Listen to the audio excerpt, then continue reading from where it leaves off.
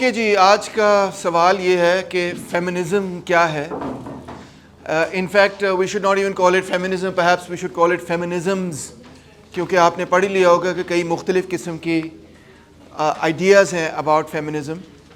अगर आप किसी आम बंदे से पूछें कि फेमिनिज़म क्या है तो शायद वो ये जवाब दे कि सर वो तहरीक जो हमारी अखलाकी कदरों को तबाह करने के लिए पाकिस्तान के अंदर 8 मार्च को निकाली जाती है. मगर obviously this cannot be entirely correct. There's a long history behind feminism, and I think we need to understand what it is and what it stands for and what the different kinds of feminisms are and what they have stood for. मगर broadly we can understand कि feminism उस तहरीक को कहा जाता है जो कि political, economic, personal और social equality of the sexes की बात करें. आजकल हम जेंडर का लफ्ज़ भी इस्तेमाल करते हैं. अभी थोड़ी देर बाद मैं एक्सप्लेन करूँगा सेक्स और जेंडर में क्या फ़र्क है, वो भी कैसे तब्दील होता रहा है. कई फेमिनिस्ट कैंपेन्स हैं. For example one of the earliest campaign is कि वोट का हक मिलना चाहिए, public office, work, fair wages, equal pay, property, education, health, to own property, do business, equality in marriage, maternity leave, abortion, social integration for the protection of women, rape, sexual harassment, domestic violence, dress के ऊपर बहुत सारे campaigns चले हैं and so on. So these are some of the prominent campaigns जो कि feminists ने चलाए हैं. बहुत सारी achievements भी हैं under their belt. ख़ास तौर पे changes in women's rights in the West are ascribed mainly to the feminist movement, to the suffragettes, to gender neutrality in English, reproductive rights for women, the right to enter into contracts, own property, participate in politics. Many things are ascribed to women. In fact, अगर मैं ये कहूँ कि 20th century का एक बहुत बड़ी तब्दीली which differentiates the 20th century from all the previous centuries is really the rise of the women's movement and the new role that women have come to occupy in world history. Not just in the West, but in world history. It's a seismic shift. बहुत बड़ी तब्दीली है ये. And I think many people are still coming to grips with how large this change is, but it's absolutely massive. अब आप देख सकते हैं कि कितनी मुख्तलिफ किस्म की फेमिनिज़म्स हैं. Liberal feminism, radical, conservative, libertarian, separatist, eco feminism, Marxist, socialist, anarcho feminist, black, post colonial, womanism, third world feminism, indigenous feminism, transnational, Africana, Christian, Islamic, Buddhist, Jewish, secular, post structuralist, post modernist, lipstick feminism, difference feminism, post feminism, stand point feminism, empiricist feminism, philosophical feminism. I mean the list is almost endless. It's really quite amazing. इतनी बड़ी list जहाँ पे हो तो उसको पढ़ा कैसे जाए, उसको समझा कैसे जाए. Most people they divide the feminist movement into these 4 waves. The first wave, the second wave, the third, fourth wave. First wave 19th और 20th century की शुरुआत में है, फिर second wave 60s में, third wave 80s 90s के बाद, और इस वक्त हम fourth wave feminism में हैं. So आए इन 3 waves को स्टडी करेंगे. जो fourth wave है वो third wave की ही एक किस्म की एक्टिविस्ट कंटिन्यूएशन है. द मेन आइडियाज हैं फोर्थ वेव के, वो थर्ड वेव में ही इलेबोरेट हो चुके थे. सो पहले तो फर्स्ट वेव को समझते हैं. फर्स्ट वेव के अंदर लिबरल्स और सोशलिस्ट दोनों शामिल हैं, और इनका जो कैंपेन है वो आप पढ़ेंगे. Probably one of the earliest feminist in the western tradition is Mary Wollstonecraft, जिसने किताब लिखी the vindication of the rights of woman in 1792. Mary Wollstonecraft writes, women ought to have an education. Women are essential to the nation because they educate its children and because they could be companions to their husbands rather than mere wives. Instead of viewing women as ornaments to society or property to be traded in marriage, they are human beings deserving of the same fundamental rights as men. सीधी सादी सी statement है जो कि आज I think many people take for granted, but at that time when she wrote it, बड़ी नई किस्म की बात थी.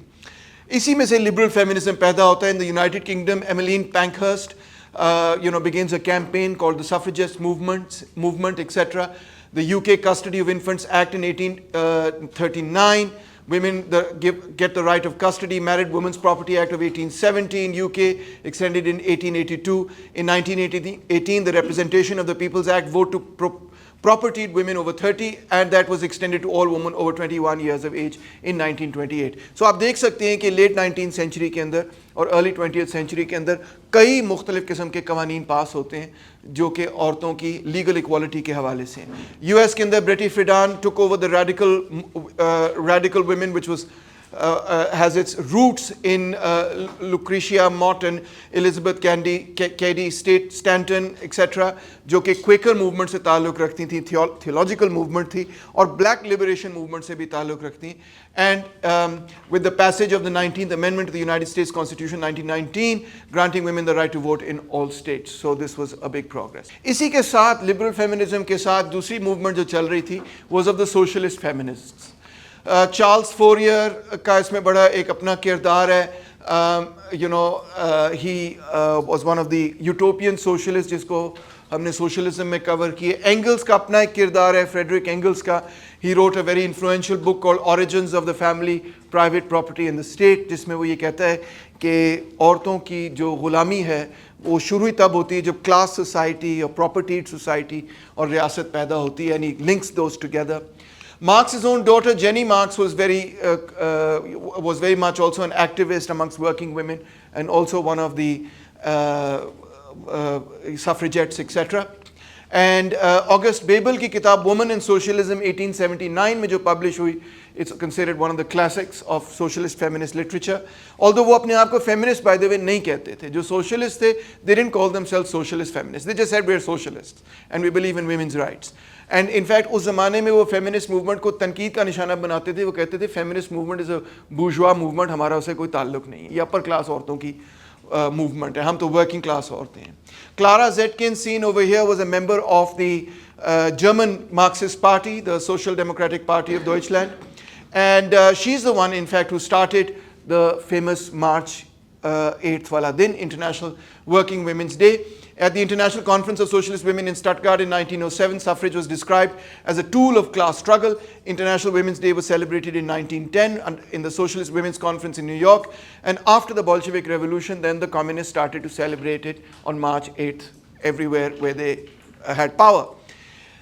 बाद में, after 1945, the United Nations also took up this particular day, March 8th, and then it became International Women's Day.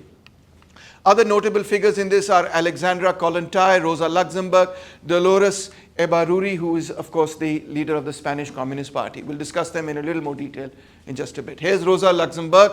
Most of those bourgeois women who act like lionesses in the struggle against male prerogatives would truck like docile lambs in the camp of conservative and clerical reaction if they had suffrage.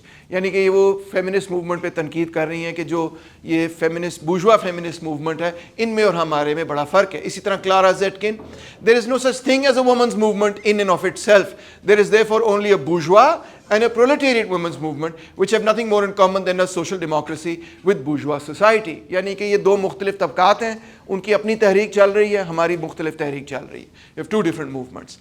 Clara Zetkin simply writes, the liberation struggle of the proletariat woman cannot be, as it is for the bourgeois woman, a struggle against the men of their own class. The end goal of her struggle is not free competition with men, but bringing about the political rule of the working class, proletariat, hand in hand with the men of their own class. The proletariat woman fights against capitalist society.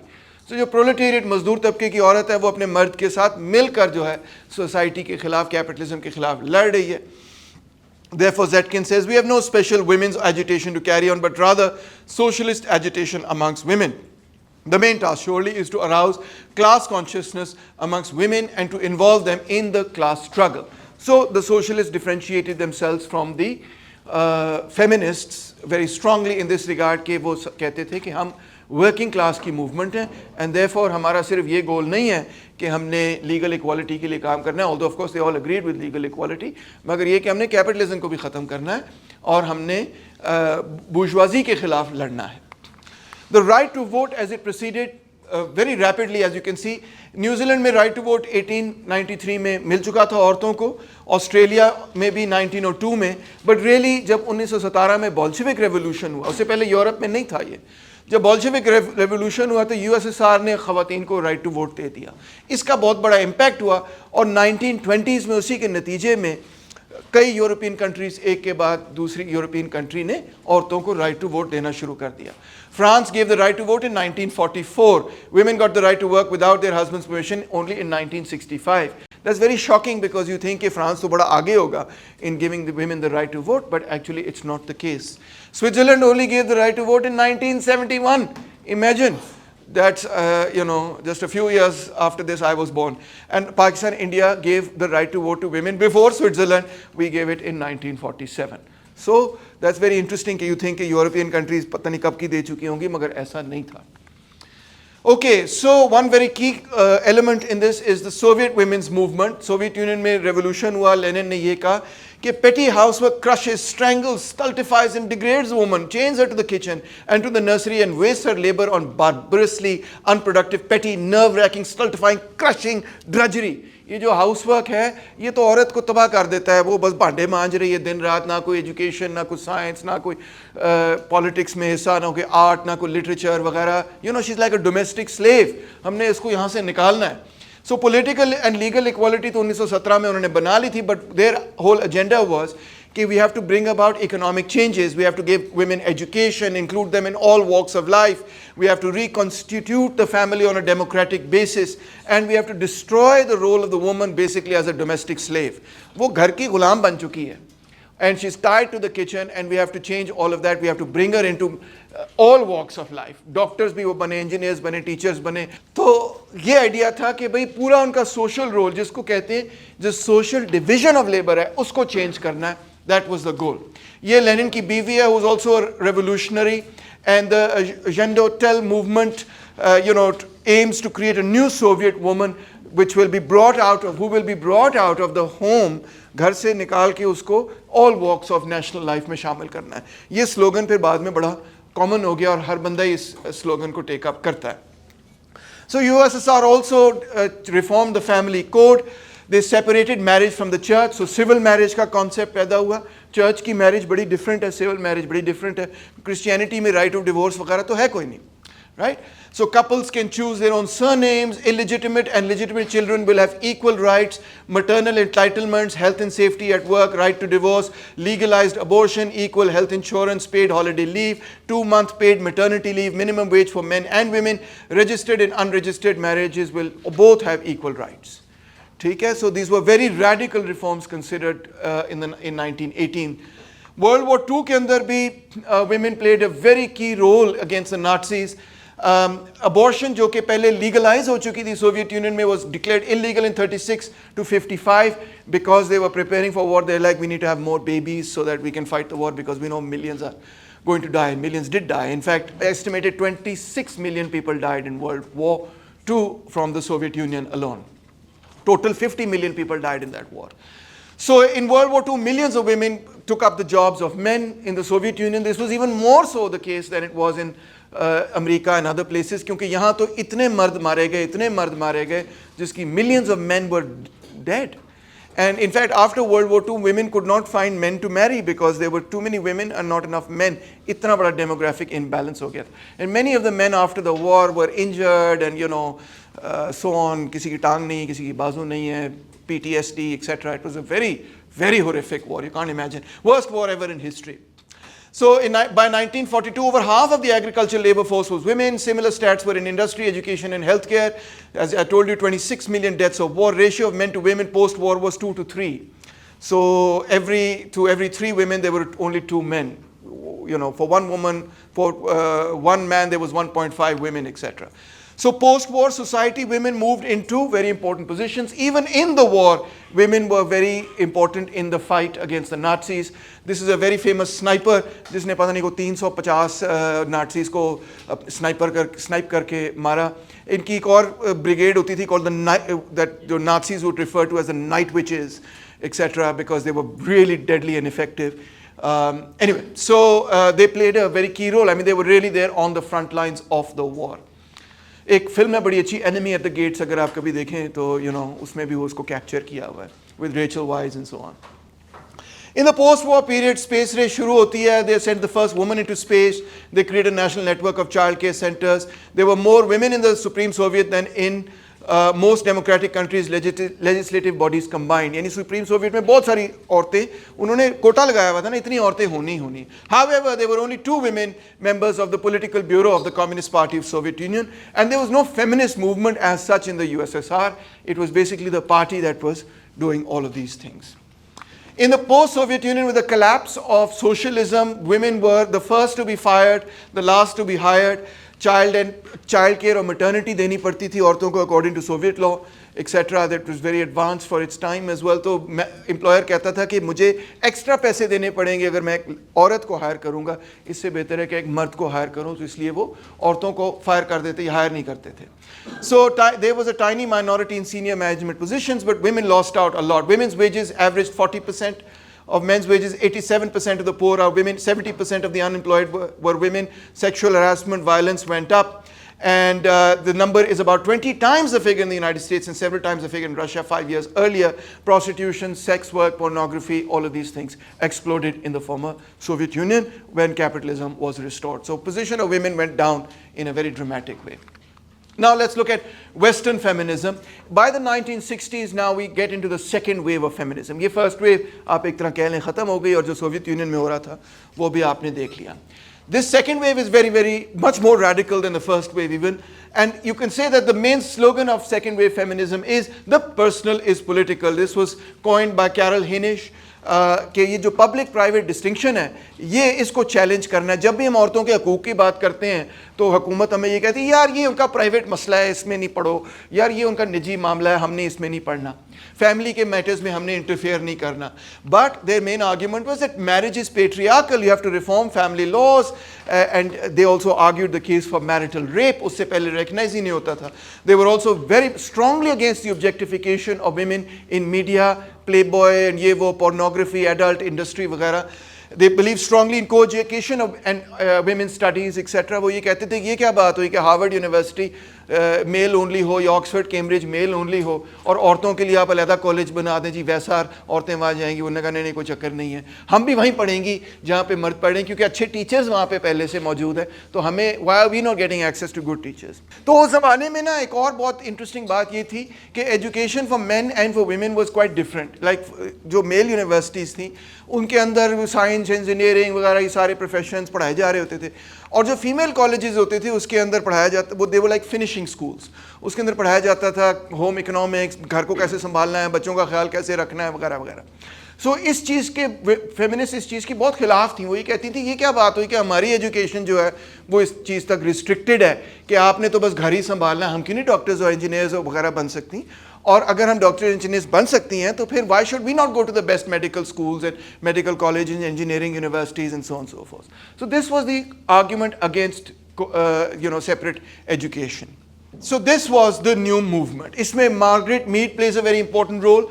She writes a very important book in Coming of Age in Samoa, which is of course written in 1928, but becomes very important in the new ideas that develop in the 60s.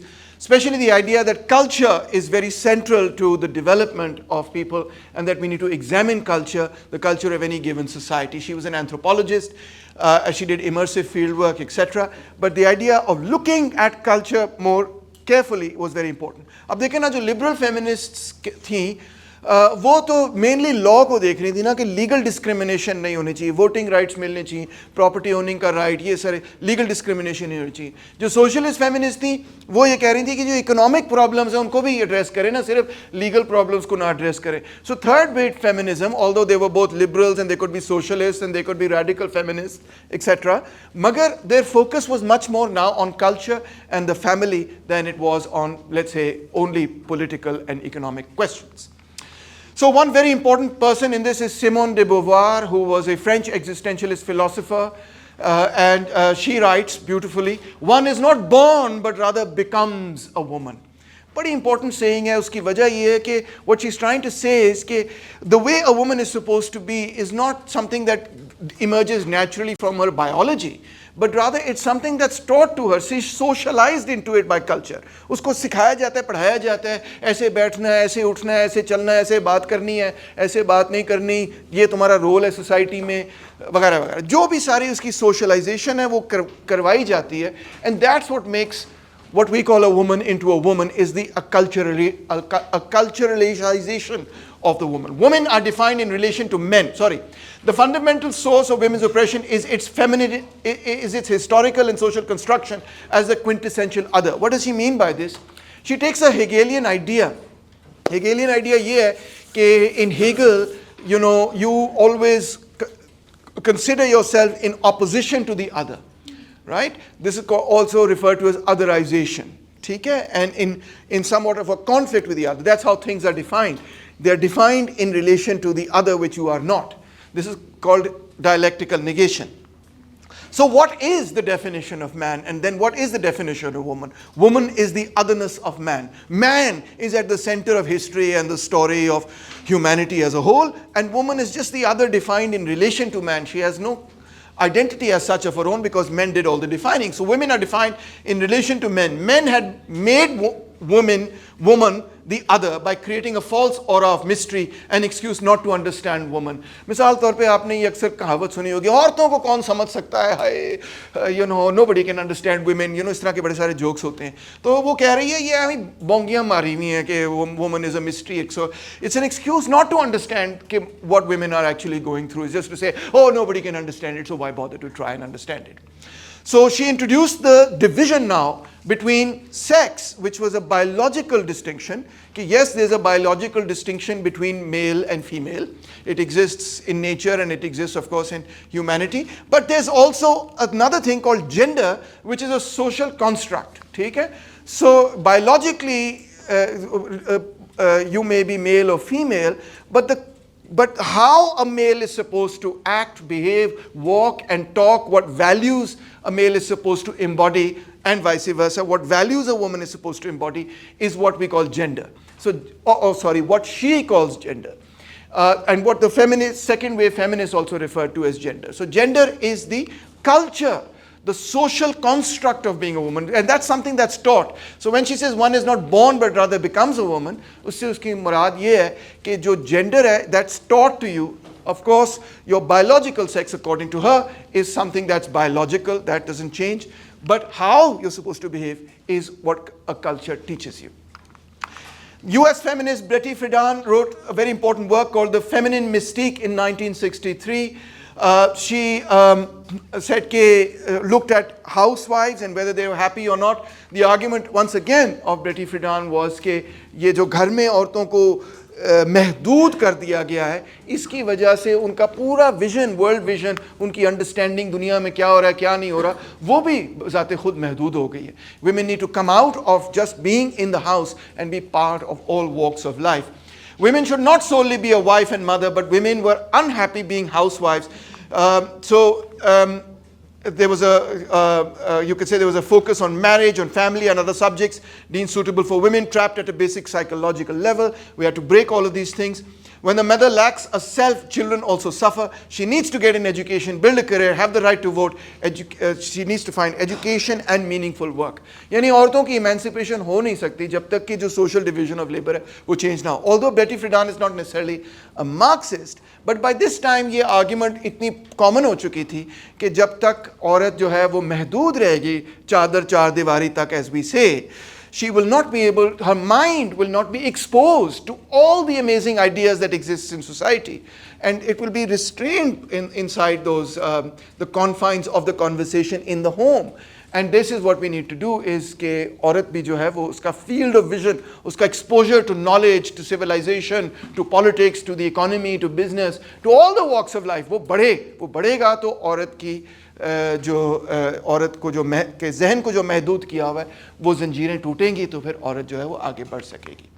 Another very important feminist is Gloria Steinem. She pretended to be an undercover playboy bunny and went inside a Playboy club, to do a report on what goes on in these clubs, etc. And that report, was just kind of blew the lid off of adult entertainment as such. कि ये जो यानी कि adult clubs हैं यहाँ पे क्या होता है और वेट्रेसेस ख़ास तौर पे जो वहाँ पे काम कर रही होती हैं, हाउ दे आर ऑब्जेक्टिफाइड, कैसे उनको इस्तेमाल किया जाता है और कैसे what is there, how do they feel about the work that they do. उसने उसको कवर किया, इंटरव्यूज़ किया तो ओए होए होए थल्ली मच गई.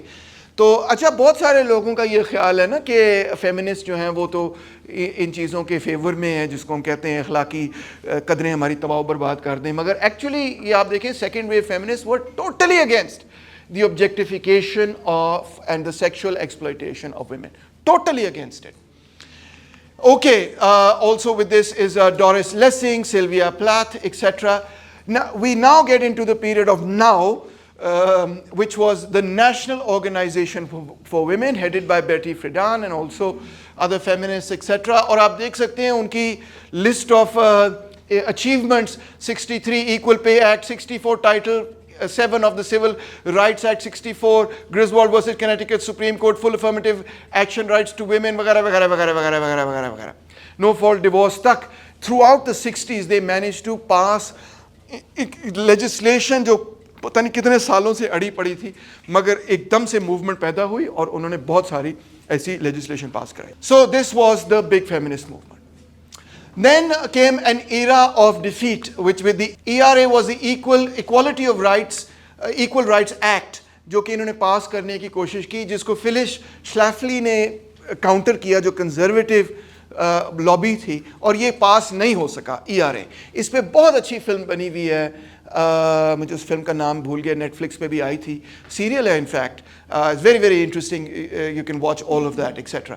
सो यहाँ आके ना जो फेमिनिस्ट मूवमेंट थी could not get this particular act passed, the ERA, Equality of Right under the law shall not be denied or abridged by the United States or by any sex or any state on account of sex. This was the act. मगर ये shockingly पास नहीं हुआ, हालांकि इससे ज़्यादा radical चीज़ें पहले पास हो गई हैं, और ये चीज़ें जो पास हुई थी बेसिकली इसी की एक तरह से इनैक्टमेंट थी. मगर इस वक्त वियतनाम वॉर भी चल रही थी, और तो opposition to feminism etc. was growing, opposition to the left was growing. Feminism, ये second wave feminism जितना था, ये left of the political spectrum पे था, ठीक है. ये anti Vietnam war था and so on, and ये they were protesting in the streets. So अब right wing grow कर रहा है, ठीक है. they call themselves pro life, pro family values etc. और एक बहुत बड़ा issue इन दोनों के दरमियान जो है वो है abortion का issue, कि the feminists are saying that women should have the right to decide what happens with their body. So they say my body my right, जिसका यहाँ पे तर्जुमा किया गया मेरा जिस्म मेरी मर्जी, या you could say मेरा जिस्म मेरा इख्तियार. So that was around the debate on abortion, that women should have that right. Some states legalized it, some states continue to not legalize it, etc. Some states legalized it but said it's not a good thing, but yes, it will be legal. So there were lots and lots of different positions on it, right? So now we come to radical feminism, which is the third major stream that we see aside from liberal feminism, and also socialist. Socialist feminism लोग बोल देते हैं, of course, the socialist feminists don't always like that term, ठीक है. The socialist women's movement, let's call it. So socialist feminism में one very important writer is Germaine Greer, the female eunuch, in 1917. She's Australian. She also wrote a book on Bangladesh, by the way, which is very interesting.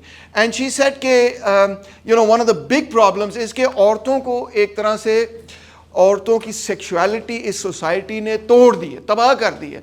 उनको express ही नहीं करने देते, उनको unique बना दिया गया, उनको बिल्कुल मफलूज कर दिया गया है, and so on.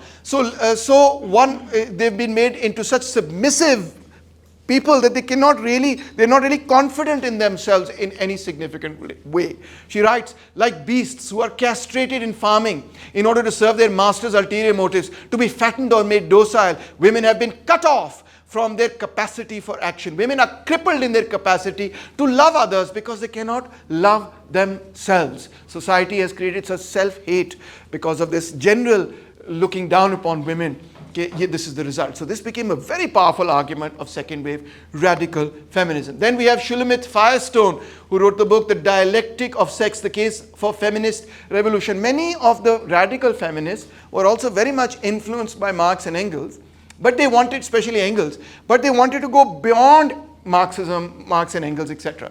So one example is Shulamit Firestone, who says कि मेरी किताब dialectical materialism पर बुनियाद रखती, but more radical than Marx and Engels. Male domination is biologically based and as such existed long before the institution of private property. Now that's very different from Engels' argument जो कहता है private property के नतीजे में patriarchy पैदा हुई है. Men are unable to love. They must degrade the woman they make love to. They cannot simultaneously respect and be sexually attracted to women. Biological sexual dichotomic idea, root cause of male domination, economic class exploitation, racism, imperialism, and ecological irresponsibility. So now the argument develops that patriarchy and capitalism and imperialism, all these things are somehow the other related to one central idea of this kind of repression that has occurred. And इसमें Freud के ideas भी जो हैं play a very important role. Pregnancy is barbaric, she writes. Women's vulnerability necessitates the protective and hence dominant role of the male. The end of women's reproductive role through artificial means of gestation will bring about women's emancipation. तो हमें मर्द चाहिए ही नहीं है to create babies. We will create babies on our own, and we will create babies in artificial wombs even if necessary. We don't have to get pregnant, etc. to do it. Then another radical feminist is Andrea Rita Dworkin. She's written 10 books on feminism, totally against pornography as well as against the adult so-called entertainment industry and against prostitution, etc.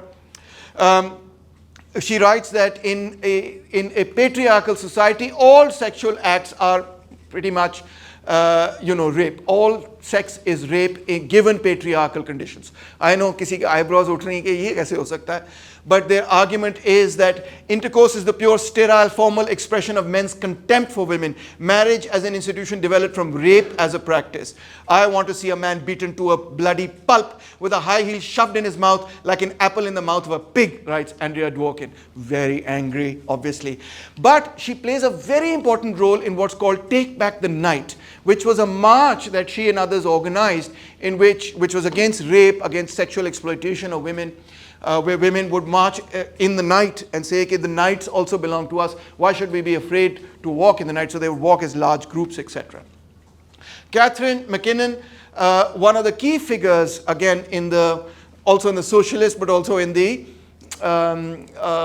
radical feminist movement. She is one of the people जिसने कि sexual harassment के laws सबसे पहले बनाए.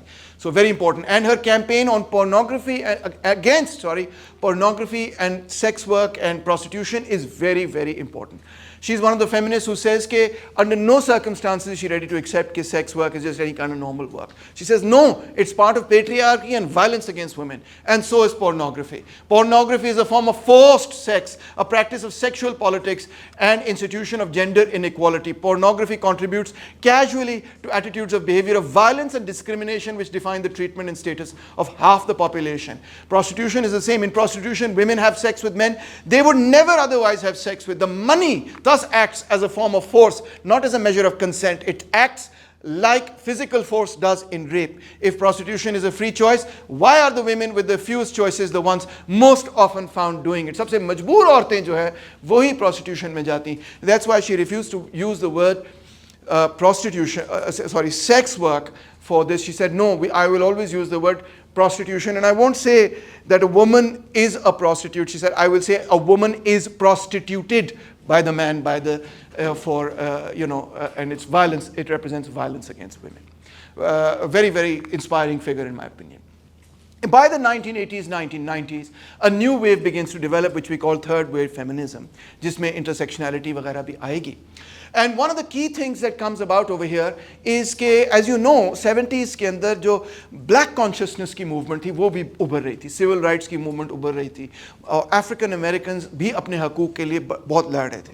अब now the question was for African American women, कि they were women, but at the same time they were African Americans. So there was this question of racism. There was also this question of sexism. So where do they fit into this entire scenario? अभी तक जितनी मैंने तहरीक आपको feminist बताई, this was mainly led by white women, right? You could see Shulamit Firestone है, या Betty Friedan है, या क्या नाम है, Gloria Steinem, etc. All the big figures of the feminist movement were white women. So we are entering a period where the right wing is more and more dominant now.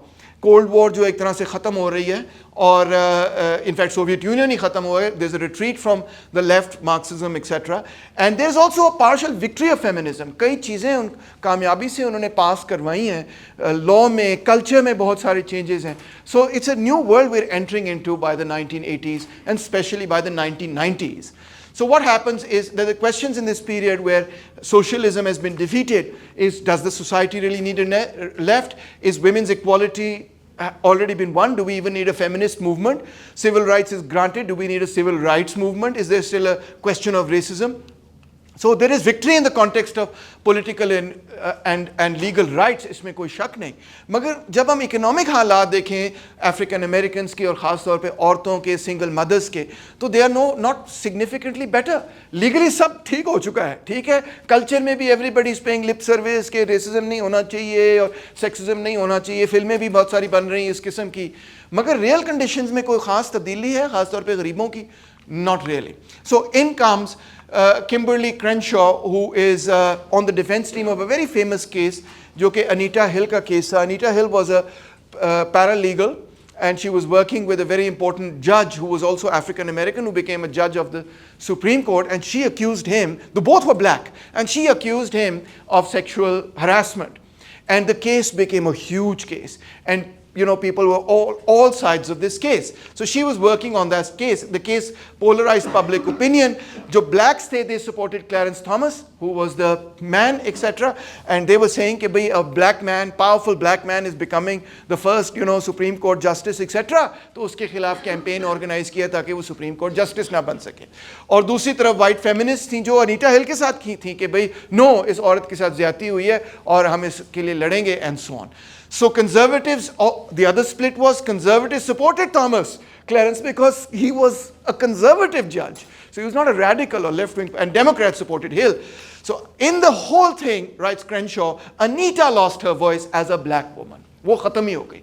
Everything else just took over that whole debate. और जो as a black woman की identity जो है वो wash away ही हो गई. So that's when she introduced the idea in 1989 of what we call intersectionality.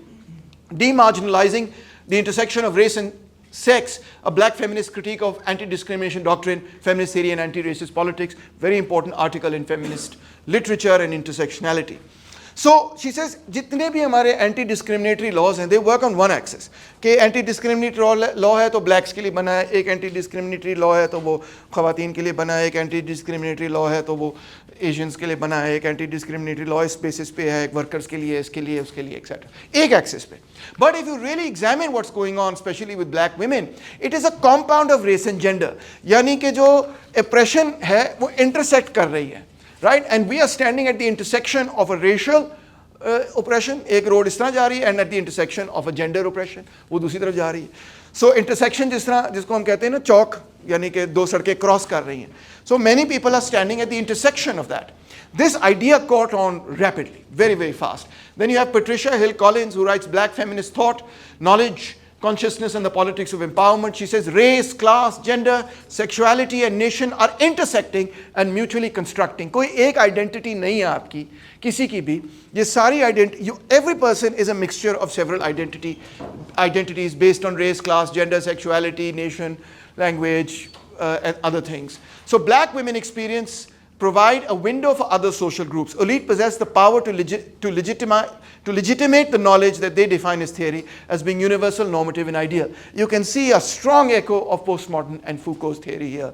कि basically elites ने define करना है कि क्या truth है और क्या knowledge है और क्या knowledge नहीं. But black women can change from simply having thoughts to rather being considered as having theories. So we need to construct, she's saying, an idea of emancipation centered on the experiences and the intersectional oppression of black women.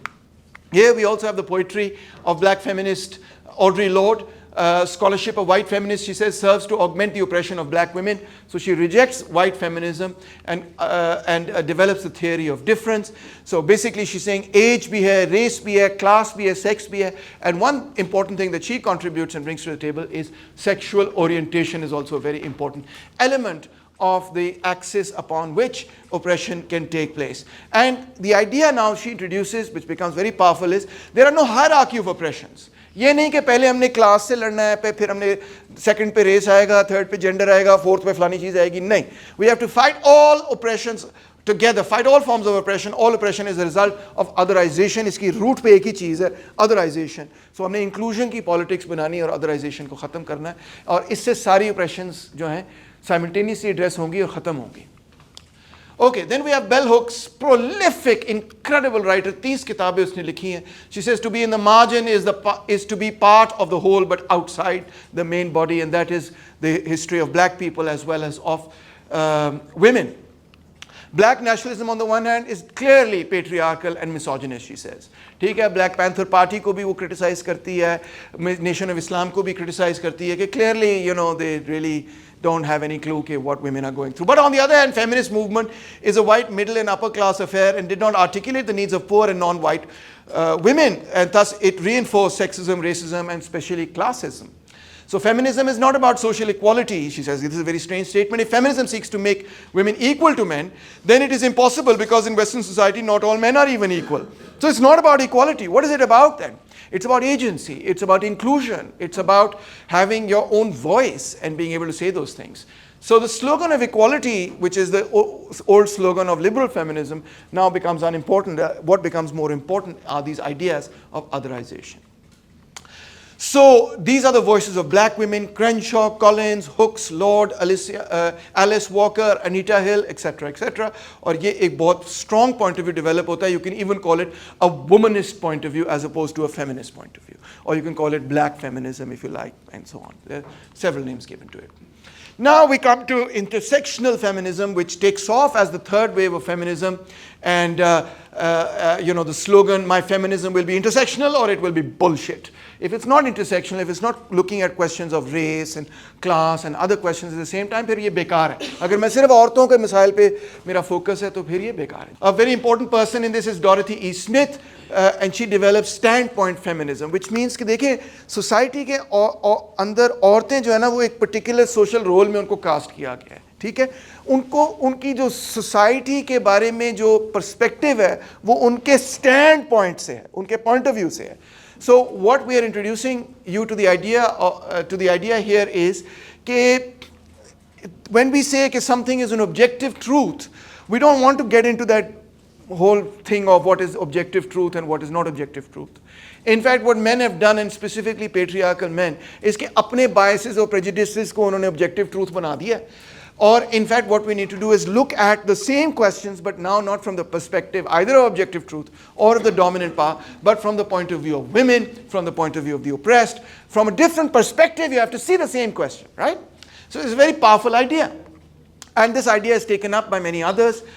One of the very key and arguably the most important figure in this is Judith Butler, who, by the way, is a great supporter of Palestine. Although she is a Jewish woman, but obviously she's not a practicing Jew at any level. She's an atheist, etc., but very strongly in favor of Palestine. आजकल बड़ी उस पर तनकीद भी की जा रही है सोशल मीडिया पे, बिकॉज जो गाज़ा में हो रहा है she speaking up against it, और जो होता है फिर जब when you speak up against what Israel is doing if you are in the west, वो जूडिथ बटलर के साथ भी हो रहा है. एनीवे 1990 में इसने किताब लिखी जेंडर ट्रबल, और ये बड़ी मुश्किल किताब है. मैंने भी कॉलेज में बैठ के पढ़ी तो बड़ा मुझे टाइम लगा इसको समझने में, but it's the path breaking and key work to understand third wave feminism. वो जूडिथ बटलर कहती है, the obviousness of sex is a construct reinforced by regulative discourses, frameworks of intelligibility, disciplinary regimes, and disciplinary techniques determine in advance what possibilities of sex, gender, and sexuality are socially permitted to appear as coherent or natural. You can see कि ये फूको के ideas को लेके अब आगे बढ़ेगी Judith Butler. The sex gender distinction as a feminist strategy will be ineffective. So जो idea एक सेंस में सिमोन डे बोवार ने इंट्रोड्यूस किया उसको अब क्वेश्चन किया जा रहा है. Breaking sex gender distinction will allow desire to be flexible and free floating, and this also becomes the foundation of queer theory, which emerges out of feminist theory. So what is she trying to say? What she's trying to say is that she says, I was off to Yale to be a lesbian. To say that I play at being one is not to say that I am not one really. Identity is really a site of repetition, a performance. Repetition leads to a string of performances that constitute the identity. Hence, there is no actual real identity underneath it all that precedes the gender identity that is performed. Moreover, identity is always displaced with every repetition. So ये मैंने तस्वीर आपको दिखाई कि इस sense में कि what we call gender is like a performance. We are always performing being a man. Hey man, how are you? Or we're performing being a woman. Hello, how are you? Etc. और ये performance बार बार करके करते हम define कर देते हैं इस particular role को. अगर इस परफॉर्मेंस के लेयर्स पील अवे करें to get to the real woman और द रियल मैन, है ही कोई नहीं. There is no such thing. It's all performative, right? So performance doesn't mean it's a play or something, but it does mean it's in action. With each action, you define that role slightly differently, but it evolves as well, it changes as well. But there's no essence underneath it all as such. So what are the main themes now of third wave feminism? We have three main themes here that you can see. First is gender science and objectivity. The other is the politics of subjectivity. And the third is sex positivity and gender fluidity. What are these things? Let's start with the first one. The social position influences knowledge. So, एक बहुत बड़ा challenge जो कि post modernism ने generally social sciences में किया है, वो ये है कि ये जो ऑब्जेक्टिविटी का आइडिया है ना, इसके पीछे कोई ना कोई कुव्वत छुपी होती है हमेशा. हमेशा तैमूर रहमान ने ये आगे बात करना है, मैं जो बात कर रहा हूँ वो तो बड़ी साइंटिफिक है, वो तो बड़ी ऑब्जेक्टिव है, वो तो बड़ी दुरुस्त है, मगर असल में मैंने अपनी बात ही मनवानी होती है on the basis of science. मैंने अपनी बात को हमेशा यही साबित करना है कि this is truth, this is the only truth, this is the objective truth, this is the final truth, this is scientific, this is unbiased etcetera. मगर वो अनबायस्ड होने के नाम में असल में मैं अपने बायसेस उसके अंदर छुपा के आपसे अपना काम निकलवा लेता हूँ. So what we should do is perhaps not look for this thing of what is objective and what is not objective, but look at every question from the point of view of oppressor के point of view से तो मिल ही रहा है, मगर जो मजलूम है उसके नुक्ता नज़र से भी हमें चीज़ों को देखने की ज़रूरत है. So science may be biased towards a male perspective, or at least the way it's practiced. Social position influences knowledge. That's a very Foucault ka idea. We have a male perspective. The male perspective is rational, impersonal, objective. Science, objectivity, rationality is a name men have given to their own subjectivity. So we have to challenge this, create a female perspective which may be intuitive, which may be personal, which may be emotional, which may be subjective, which may be caring, instead of wanting to be correct all the time. What's more important is not to be right and correct and objective and scientific, but to be caring and inclusive and intuitive. And why should we always say emotions bade galat hain, etc., or reason and rationality? No, maybe that should be part of the picture, right? So that's one very big idea. Second is subjective emancipation. So if we are throwing out the idea of scientific objectivity, and politics is therefore grounded in subjectivity, it's what are the qualities that we can call upon to undo oppression. ठीक है, so मैंने आपको गुलाम बनाया है etcetera. अब objectivity को हम नहीं देख रहे. We're not looking at the economic relationship between you and I, but we're looking at the subjectivity here. So what is it that allows us to do that? Well, it is what would be the criteria जिसकी बुनियाद पे हम ये कहेंगे कि हाँ यार ये रिलेशनशिप जो है या ये ताल्लुक जो है या ये समाजी ताल्लुक जो है ये ठीक है, वो वाला ठीक नहीं था. What would be the basis? For a Marxist, the basis would be कि अगर मैं आपको exploit कर रहा हूँ तो मैं बड़ा बुरा कर रहा हूँ, exploitation खत्म की जाए, right? So for what would be the basis here if the whole politics is grounded on subjectivity? It would be inclusion and agency. Do I give you the right to take your own decisions? Do I include you in the discussion about the decisions that we are going to collectively come to? So we have to allow women to define feminism for themselves rather than be mansplainers all the time as I'm doing today. But I'm only explaining the point of view of feminists. And here what is very important is not just the big politics. What we are interested now, what we can be more interested now, is also the micro politics. So we reject this objective grand narrative, history, chal rahi hai, Hegelian, Marxist, whatever, liberal, from irrationality to rationality, a grand narrative. We reject that whole historic idea of a historicism, usko reject kiya ja raha hai. We have to look at personal and local narratives and replace grand feminist theory with these sort of micro understandings. How is it that I behave with you in these millions of interaction where people are relating to each other on an everyday basis is creating and recreating patriarchy at the grand level. So if you want to look at grand patriarchy, you also have to look at how everyday interactions take place at the micro level. For example, अगर एक औरत बात करती है, मर्द उसको ठक करके कट ऑफ कर देता है, वो चुप हो जाती है.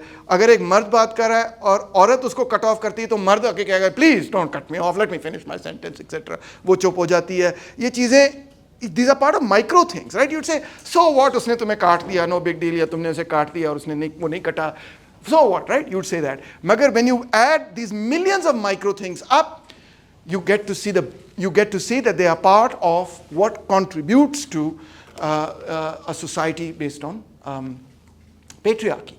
So therefore, we have to look at these everyday interactions, the personal, the local narratives. Oppression is not the result of objective relations, but the product of the marginalization of communities, individuals, through the intellectual process of otherization, Hegelian process. Otherization creates artificial binaries. So what are we doing here through otherization? Binaries. These binaries are created, they are intellectual constructs, social constructs. They are created in order to control the other person, right? That is what otherization is. It creates an access of privilege. एक तरफ वो है जो privileged है, एक तरफ वो है जो आपकी तरह underprivileged है, ठीक है? What are these access of privilege? So कई सारी access हो सकती हैं, and all of them are really equal and they have to be fought together. ये नहीं कि इस axis पे पहले लड़ो. No one oppression is more important than the other. All oppressions stem from otherization that take the form of conceptual binaries. अगर हम अपनी ज़िंदगी में ये binaries तोड़ने में कामयाब हो जाएं, whether the binaries are on sexual orientation or gender or race or class or others, इधर हम उधर तुम टाइप डायलॉग्स जो हैं, तो फिर सारा मसला जो है वो हल हो जाएगा. So destruction of conceptual binaries is like the main slogan of the entire, in a certain sense, postmodern, I wouldn't call it a movement because it's too diverse to be called a movement, but the pathos of their understanding. Let's have a look at some of the axes. This is a terrible graph. All postmodernists would not, and intersectional feminists and others would not like it, but it's a good heuristic device. देखो ना, यहाँ पे एक axis पे heterosexual है, तो दूसरे axis पे LGBTQ है, इधर wealth और financial stability है, इधर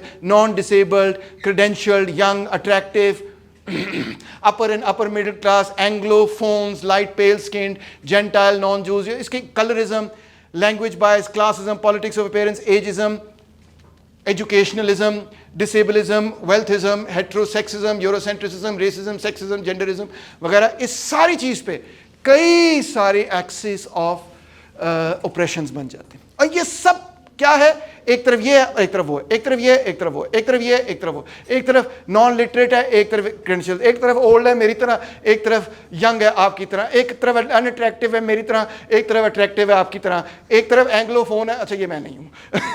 यू गेट द पिक्चर, ठीक है? ये बाइनरी तोड़ देनी है, ये बाइनरी ही खत्म कर देनी है. एजिज्म, सेक्सिज्म, रेसिज्म, classism, इन सारी binaries को तोड़ेंगे. We are all human beings. We don't have one identity. We are decentered in that sense. इनको खत्म करेंगे तो मसला हल होगा.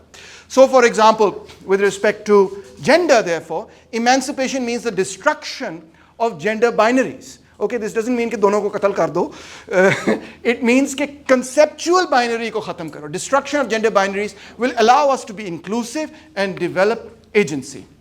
So you see here, this is the symbol of a male and female gender, and you can see that they are combined in all sorts of different ways. There's no one way or two ways to combine them. And इसी से ये politics भी निकली कि why should we just have two pronouns, because that's a binary. So we have to undo the binary. So we'll have many different pronouns. For example, he, him, his, which is another his, himself, she, her, hers, herself, they, them, their, theirs, themselves. Z, zim, zer, zers, I can't say, I don't know how to say them. ठीक है? Ji, jem, I suppose. E, M, per is very difficult for me because they're not, Urdu के अल्फाज नहीं है और I'm not familiar with them, इसलिए it's difficult for me to say them. जी, आपको आते हैं? किसी को आते हैं? नहीं? अच्छा, चलो सीख लेना. ये देखो ना, what should I call you? उस पे पूरा एक flow chart भी उन्होंने बनाया हुआ है. ये भी पढ़ लेना. I'll send it to you, so you'll understand. Best thing is to just ask somebody, what would you like to be called?